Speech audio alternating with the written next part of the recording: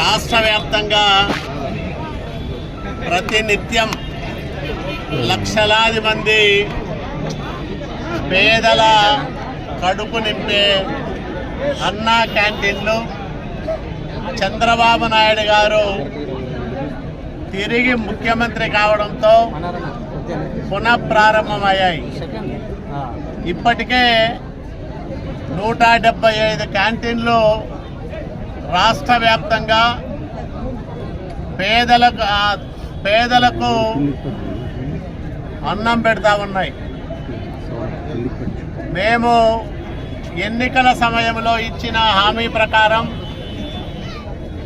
మూతబడ్డ అన్నా క్యాంటీన్లను తిరిగి ప్రారంభం చేస్తామని చెప్పాం. ఈరోజు రాయదుర్గం పట్టణంలో అన్నా క్యాంటీన్ను మళ్ళా ప్రారంభం చేశాం. అక్షయ పాత్ర ద్వారా ఆహారం సరఫరా చేయడానికి రాయదుర్గం కొంత దూరంగా ఉంది. కళ్యాణ్ దుర్గం ప్రారంభమైన తర్వాత రెండు ఒకేసారి ప్రారంభం చేస్తామని చెప్పినప్పటికీ రాయదుర్గంలో పేద ప్రజలకు పట్టెడన్నం పెట్టే అన్నా క్యాంటీన్ సాధ్యమైనంత త్వరగా ప్రారంభం చేయాలనే ఉద్దేశంతో రాష్ట్ర పురపాలక శాఖ మంత్రి నారాయణ గారికి,